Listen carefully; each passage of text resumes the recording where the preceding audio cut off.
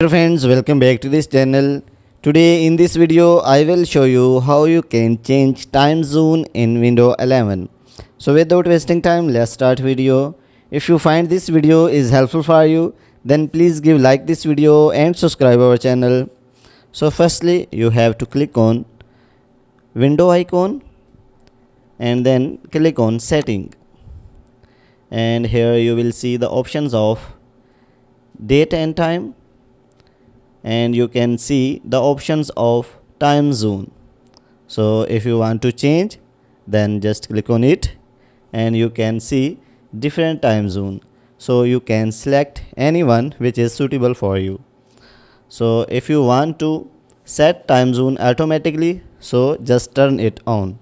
So guys, in this way you can change time zone or set time zone automatically. So guys, if this video is helpful for you, then please give like this video and subscribe our channel.